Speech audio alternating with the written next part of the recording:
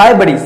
இன்றைய காணொளியில தமிழ்நாட்டின் தலைநகரம் என அழைக்கக்கூடிய சென்னையிலிருந்து ஒரு குறிப்பிட்ட தொலைவில் உள்ள ஒரு அவுட்டர் பகுதியில் மீன் வியாபாரம் பார்க்கக்கூடிய ஒரு பெண்ணுக்கு நேர்ந்த அதிபயங்கர அமானுஷ்ய நிகழ்வு தாங்க முழுமையாக பார்க்க போகிறோம்.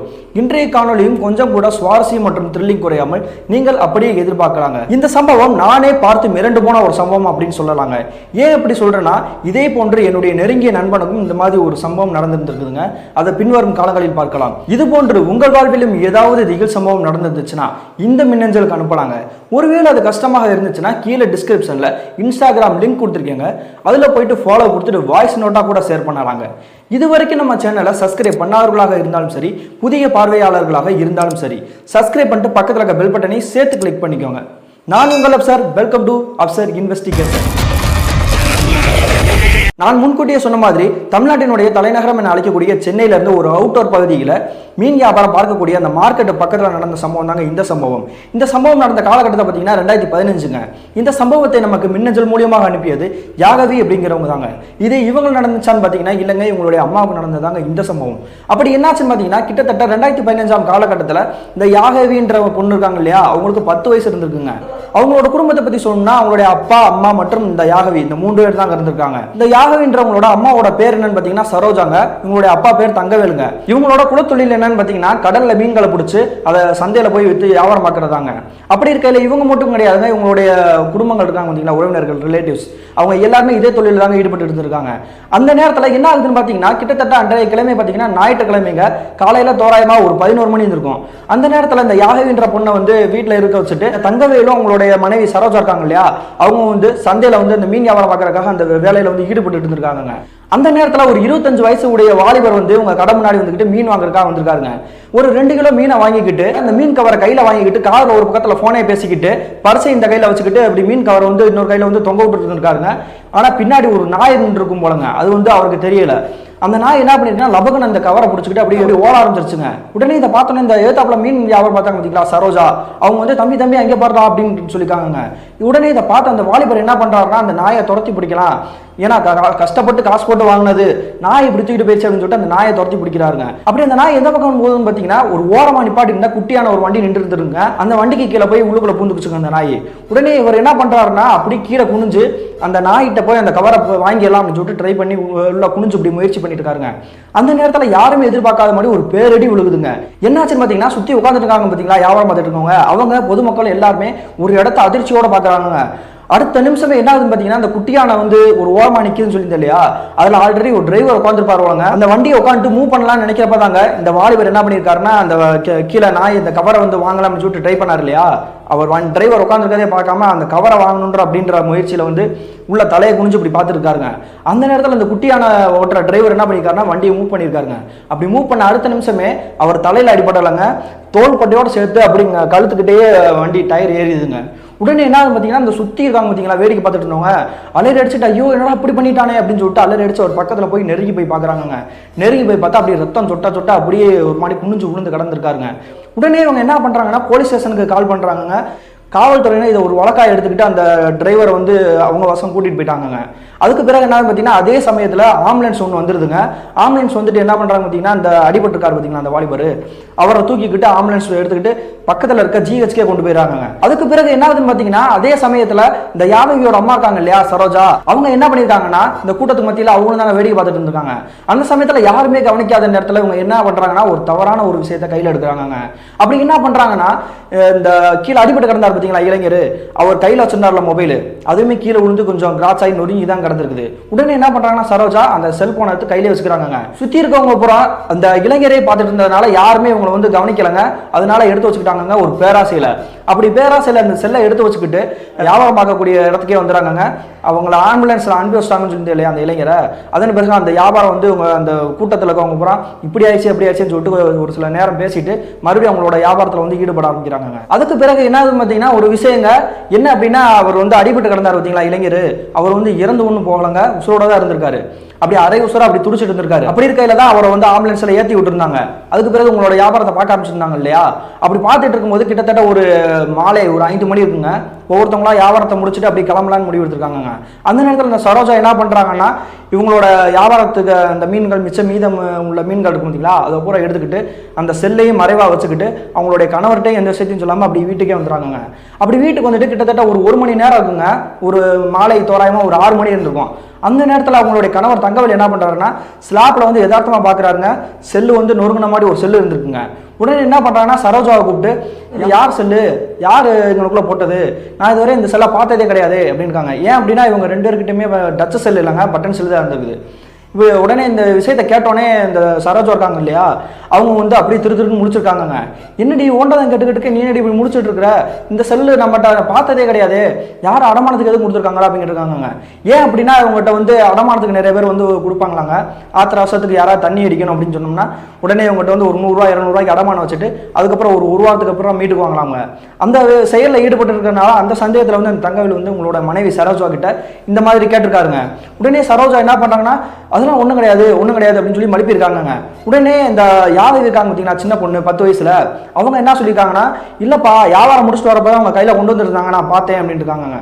உடனே தங்கவேல் சந்தேகத்தோட, நீ ஏதோ தப்பு பண்ணிட்டு இருக்கடி, என்ன பண்ற ஒழுங்கா சொல்லு அப்படின்னு கேட்டோன்னே சரோஜா அப்படி திருதுன்னு முடிச்சுட்டு இருந்தவங்க பேச ஆரம்பிக்கிறாங்க. அவங்க பேசினதை கேட்ட தங்கவேலுக்கு தூக்கி வாரி போட்டுருச்சுங்க. அப்படி என்ன சொன்னாங்கன்னா, இந்த மொபைல் வேற யாரும் எதுவும் கிடையாது, காலையில ஆக்சிடென்ட் ஆனால விபத்தானால ஒரு இளைஞர், அவனோட செல்லு தான், கூட்டத்தில் இருக்கும் யாருமே கவனிக்கல, நம்மகிட்ட டச் செல்லே இல்லை, அதனால தான் அந்த செல்லை ஆசையாகி நான் தூக்கிட்டேன், நீ யாரும் அவன் இருக்க மாட்டான், செத்து போயிருப்பான், அதனால நமக்கு என்ன பிரச்சனை வர போகுது அப்படின்னு சொல்லியிருக்காங்க.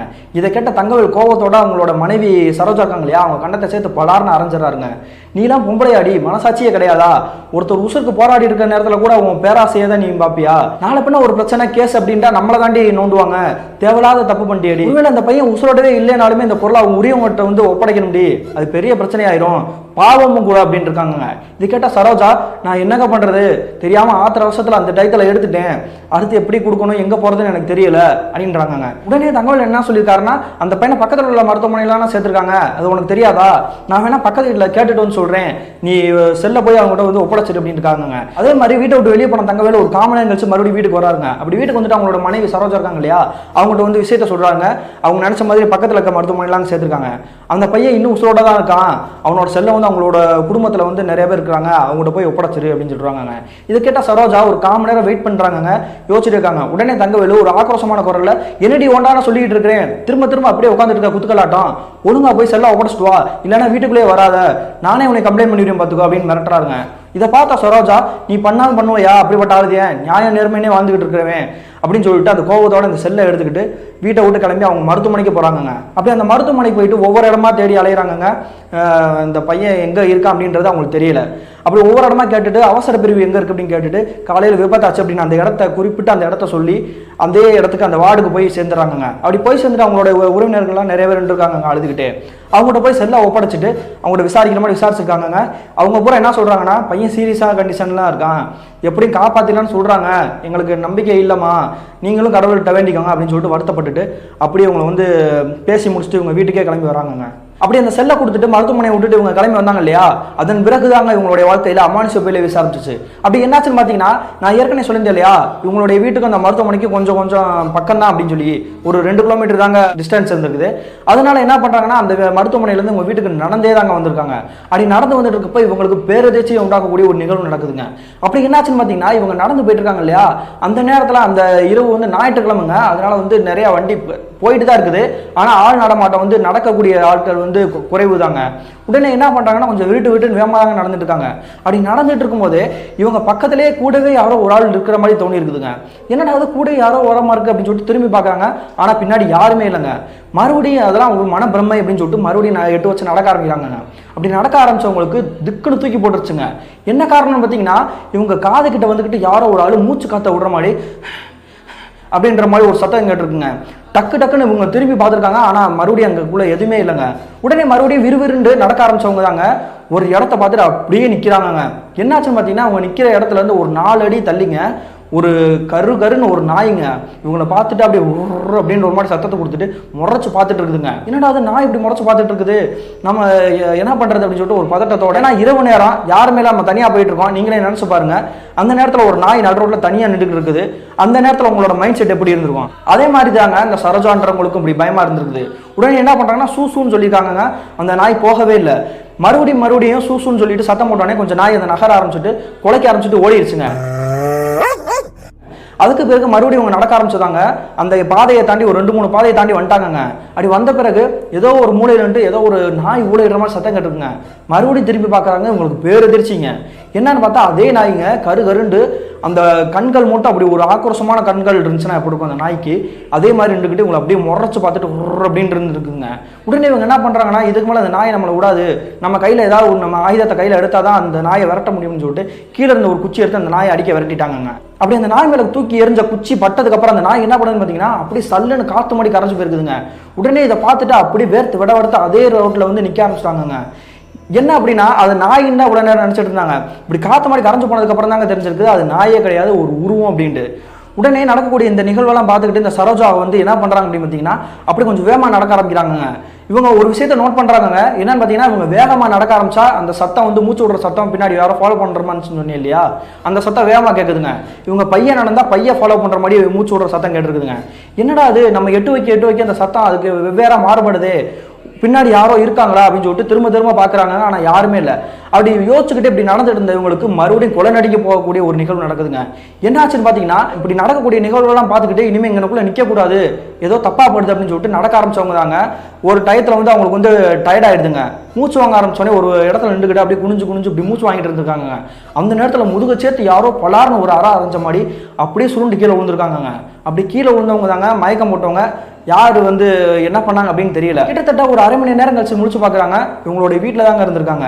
உடனே முழிச்சு பார்த்துட்டு அவங்களுடைய கணவர் மட்டும் அவங்க பிள்ளைகள் சுற்றி பூரா நிறைய பேர் நின்று இருக்காங்க. என்ன சொல்றாங்கன்னா நான் எப்படி இங்கே வந்தேன் எனக்கு ஒன்றுமே புரியலையே அப்படின்னு இருக்காங்க. இதை சுற்றி வேடிக்கை பார்த்து பூரா என்ன சொல்லிட்டு இருக்காங்கன்னா, நீ ஆஸ்பத்திரிக்கு போறேன்னு சொன்னீங்களா, போயிட்டு வர வழியில் மயக்கம் போட்டு கீழே விழுட்ட போல ஒரு ஆட்டோக்கார தம்பி தான் உன்னை வந்து தூக்கிட்டு வந்து இங்கே வீட்டில் வந்து விட்டாப்புல, காலையில் அந்த தம்பியை பார்த்து ஒரு நன்றி சொல்லிடுமா, பாவம் ரொம்ப கஷ்டப்பட்டாப்புல அப்படின்னு சொல்லியிருக்காங்க. இதை கேட்ட சரோஜாவுக்கு ஒரே குழப்பங்க. என்னடா அது நம்ம நடந்து போயிட்டு இருந்தோம், யாரோ ஒருவங்க ஃபாலோ பண்ணுற மாதிரி தெரிஞ்சு, திடீர்னு யாரோ அடிச்ச மாதிரி இருந்துச்சு, இந்த விஷயத்தை பூரா இவங்க எல்லாத்தையும் சொல்லலாமா வேணாமா அப்படின்ற ஒரு குழப்பத்தோடு இருந்திருக்காங்க. ஏன்னா சுற்றி இருக்கவங்க பூரா நிறைய பேர் உறவினர்கள் தான், அதனால ஒளிவு மறைவு இல்லாமல் எல்லா விஷயத்தையும் பகிர்ந்துக்குவாங்க. ஆனால் இவங்க அந்த செல்லை தூக்குனாங்க பார்த்தீங்களா பேராசையில், அந்த விஷயத்தை எதுவுமே சொல்லலை அப்படின்றதுனால இந்த விஷயத்தையும் சொன்னோம்னா தப்பாக எடுத்துக்கோங்க அப்படின்னு சொல்லிட்டு அவங்களுடைய கணவர் என்ன பண்ணியிருக்காருன்னா அந்த பையனை காலையில் பாவம் அப்படின்ற நினச்சிக்கிட்டு தான் போய் பார்க்க போயிருக்கா அப்படின்ற மாதிரி சமாளிச்சிருக்காருங்க. அதுக்கு பிறகு என்னதுன்னு பார்த்தீங்கன்னா இந்த சுற்றி இருந்த மக்கள் மற்றும் உங்களுடைய உறவினர்கள் இருக்காங்க இல்லையா, அவங்க ஒருத்தவங்களா வீட்டுக்கு போயிடறாங்க. அப்படி வீட்டுக்கு போன பிறகு உங்களுடைய கணவர்கிட்ட கூப்பிட்டு இந்த நடந்த எல்லா விஷயத்தையுமே வந்து இந்த சரோஜான்றவங்க சொல்கிறாங்க. உடனே அவங்களுடைய கணவர் உங்களை வந்து சத்தம் போட ஆரம்பிச்சிட்டாருங்க. என்னடி உளறிட்டு இருக்க, காலையிலேருந்து நீ பண்ணுறதே சரியில்லை, கிறுக்கு எதுவும் பிடிச்சிருச்சா, பாவம் உன்னை வந்து தூக்கிட்டு வந்து போட்டான், நீங்கள் என்னென்னமோ சொல்கிறேன், நான் நம்புற மாதிரியே இல்லையே அப்படின்னு இருக்காருங்க. இதை கேட்டுட்டு உங்ககிட்ட பேசுகிறதே வேஸ்ட்டியா, நான் எதை சொன்னாலும் நீ நம்ப மாட்டேன் அப்படின்னு சொல்லிட்டு சரோஜா அந்த பேச்சை அப்படி நிறுத்திடுறாங்க. அதுக்கு பிறகு என்ன பார்த்தீங்கன்னா அன்றைய நள்ளிரவு நல்லா எல்லாருமே தூங்க ஆரம்பிக்கிறாங்க. அன்றைய நேரத்தை பார்த்தீங்கன்னா தோறாமல் ஒரு நள்ளிரவு ஒரு மணி இருந்திருக்குங்க. அந்த நேரத்தில் என்ன ஆகுதுன்னு பார்த்தீங்கன்னா இந்த சரோஜாவுடைய கணவர் தங்கவேல் இருக்காரு இல்லையா, அவர் வந்து வீட்டுக்கு வெளியே வந்து கைத்து கட்டில் போட்டு தாங்க தூங்கிட்டு இருந்திருக்காரு. என்ன அப்படின்னா ஒரு கட்டில் தாங்க அவங்க வீட்டில் இருந்திருக்குது. அவங்களுடைய மகளும் உங்களுடைய மனைவியும் வந்து ஒரு கட்டில் தூங்கட்டும், ஏன்னா ஏதோ பயந்துட்டா போல அப்படின்னு சொல்லிட்டு தூங்க விட்டுட்டு வெளியே ஒரு கைத்து கட்டில போட்டுட்டு ஒரு வாசலையே தூங்கிட்டு இருந்திருக்காருங்க. அந்த நேரத்தில் என்ன ஆகுதுன்னு பார்த்தீங்கன்னா திடீர்னு யாரோ ஆணு கத்துற மாதிரி சத்தம் கட்டுக்குங்க.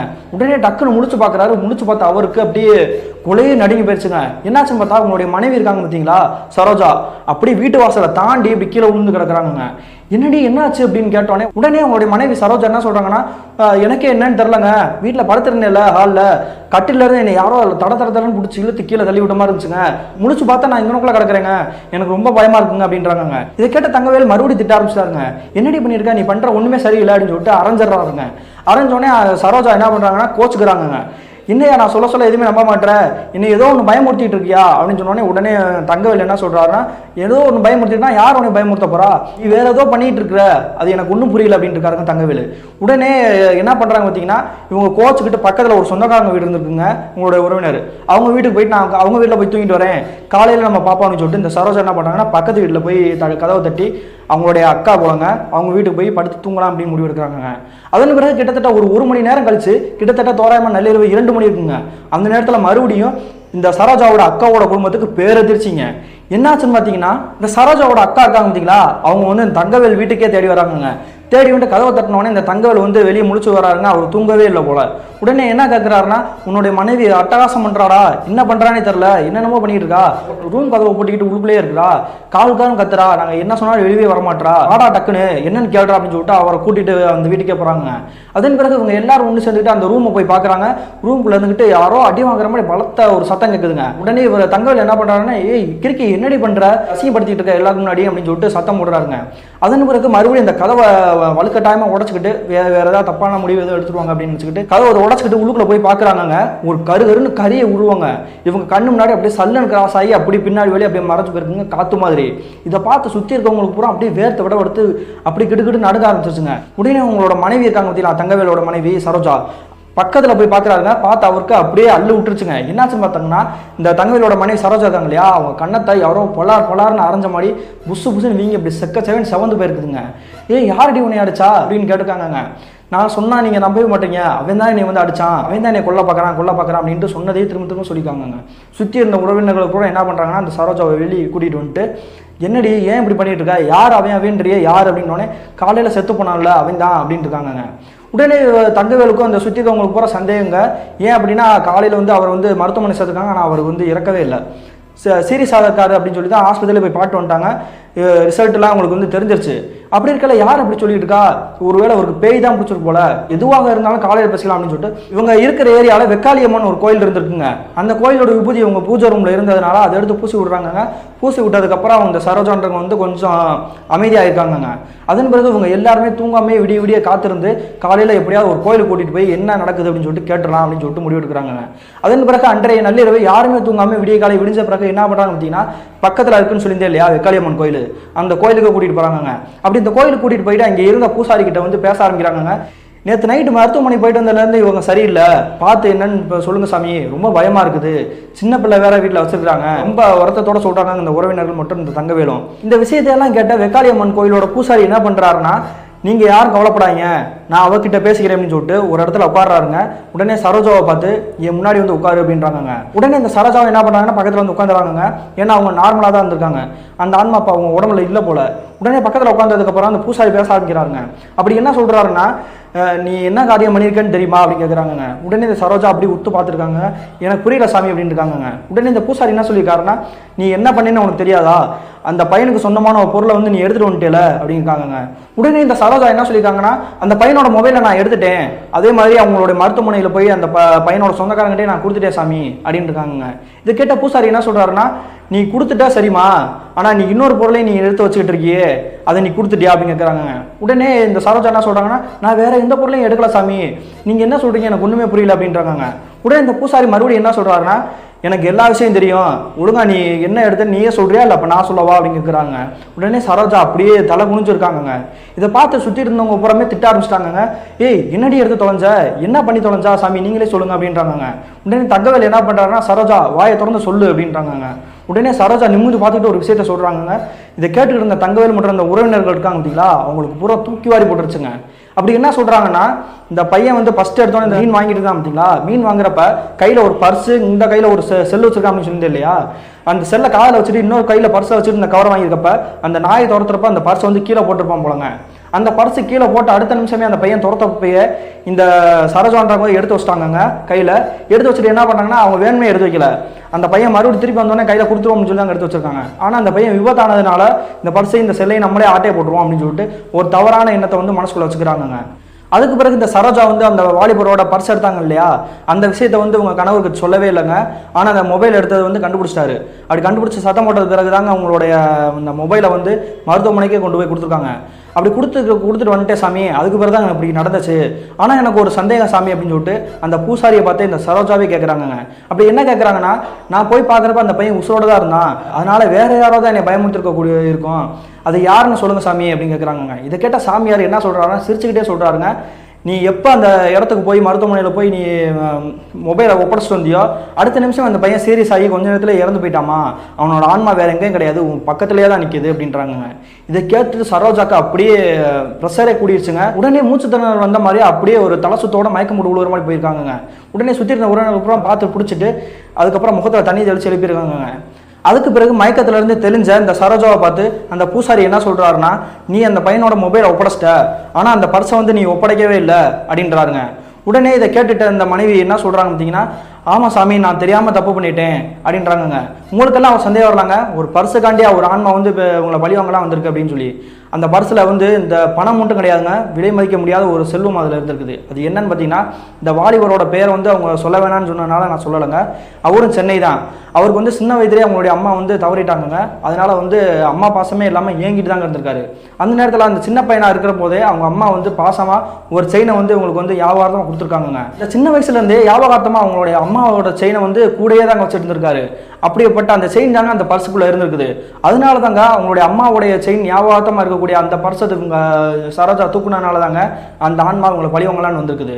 இதை எல்லாமே அந்த பூசாரி இந்த சரோஜாவை பார்த்து அவங்களுடைய உறவினர்களை பார்த்து சொன்னோன்னே சரோஜாவுக்கு உடனே கண்ணீரே வந்துருச்சுங்க. சாமி நான் தெரியாமல் தப்பு பண்ணிட்டேன், என்னை மன்னிச்சிருங்க, அந்த ஆன்மா கிட்டே நான் மன்னிப்பு கேட்டேன்னு சொல்லுங்க, அதுக்கு நான் என்ன செய்யணும்னு சொல்லுங்க அப்படின்றாங்க.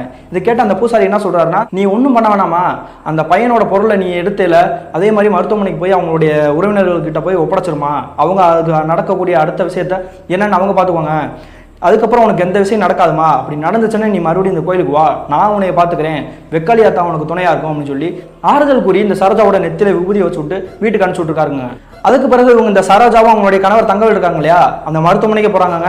அவங்க நினைச்சது சரிதாங்க. அந்த சாமியார் சொன்ன மாதிரியே இவங்க அந்த மொபைலை ஒப்படைச்சு கிளம்புனாங்க பார்த்தீங்களா, அடுத்த நிமிஷமே அந்த பையன் இறந்தே போயிட்டாங்க.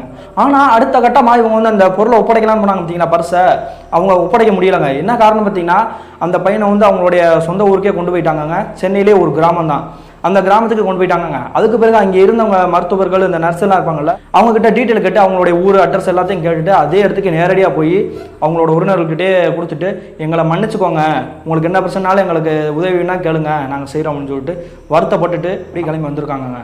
கிட்டத்தட்ட 2015ஆம் காலகட்டத்தில் எங்களுடைய அம்மாவுக்கு நடந்தது பிரதர். இதனால எங்கள் குடும்பமும் சரி எங்களுடைய ஏரியா மக்களும் சரி ரொம்பவே தவதாயப்பட்டோம். என்ன இருந்தாலும் அவர் இறந்தது நாங்கள் பாவமாக தான் நினைக்கிறோம். ரொம்ப கஷ்டமாக தான் இருந்துச்சு. அந்த டயத்தில் எனக்கு பாதி அளவுக்கு விவரம் தெரியும், ஆனால் முழுசாக எனக்கு தெரியாது. அதுக்கு பிறகு எங்கள் அம்மாட்ட கேட்ட முழு விவரத்தையும் நான் தெரிஞ்சுக்கிட்டேன். இப்போ வரைக்கும் எங்கள் அம்மா அடுத்தவங்களுடைய பொருளுக்கு ஆசைப்படுறதே கிடையாது. அதனால எவ்வளோ விளைவுகள் வரும் மற்றும் பாவங்கள் வரும் அப்படின்றது எங்கள் அம்மா என்னை சொல்லி வளர்த்துருக்காங்க அப்படின்னு சொல்லி இந்த நிகழ்வு நமக்கு மின்னஞ்சலாக அனுப்பியிருக்காங்க. இந்த மின்னஞ்சலை அனுப்பிய யாகவிக்கு ஒரு நன்றி சொல்லிக்கலாங்க. இது போன்ற தரமான சுவாரஸ்யமான நிகழ்வுடன் மீண்டும் உங்களை சந்திக்கும் வரை நான் உங்கள் அப்சர்.